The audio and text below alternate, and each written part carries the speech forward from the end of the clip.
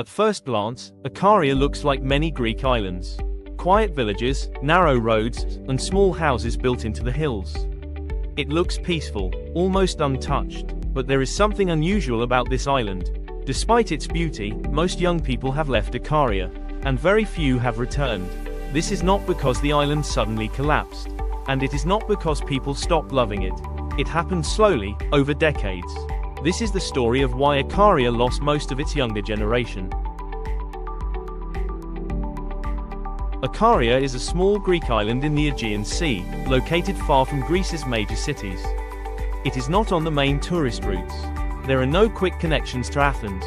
Ferries are limited and often affected by weather. Flights are rare and expensive. Reaching Ikaria already requires effort.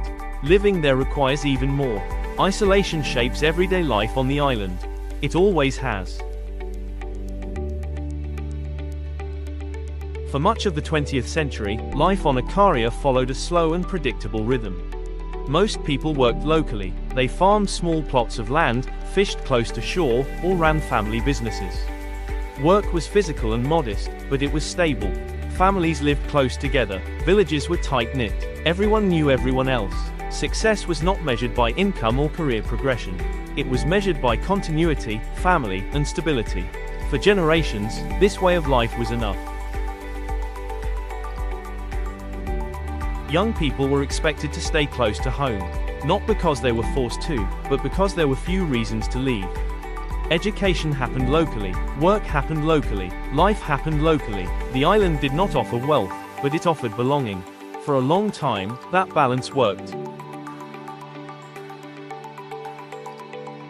The change did not come suddenly. It came quietly, as Greece modernized. Opportunities began to concentrate in large cities. Universities, hospitals, offices, and stable careers were all on the mainland. Ikaria could not compete with that. There were no universities on the island, few professional jobs, limited career paths. To study or build a career, young people had to leave. Once they left, many discovered a different reality. Better healthcare, more reliable income, broader opportunities, modern infrastructure. Returning to Ikaria meant giving much of that up. Even those who loved the island often felt there was no realistic way back. Over time, leaving became normal. Staying became the exception. Today, Ikaria has one of the oldest populations in Greece. Many villages are quiet for most of the year. Schools have fewer children. Small businesses struggle to survive. Public services are limited. Healthcare access can be difficult. The island did not disappear, but it adjusted to having fewer people and less activity. During summer, Ikaria feels alive again. Tourists arrive. Cafes reopen. The streets fill with people. But tourism is seasonal. When summer ends, the island becomes quiet once more. The people who remain are mostly older residents and a small number of newcomers seeking a slower life. Ikaria still exists, but its future depends on whether young people can imagine a life there again. Remote work, small-scale tourism, and lifestyle migration offer some hope.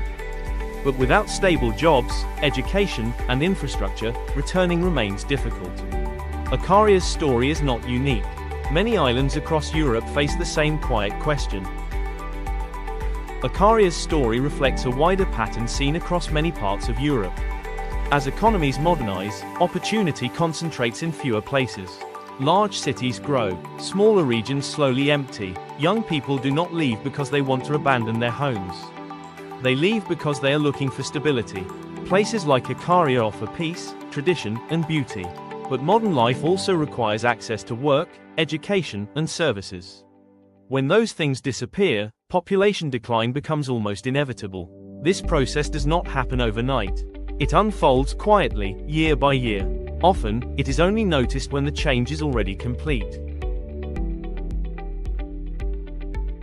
What happens to a place when its young people leave? Sometimes, places do not fail.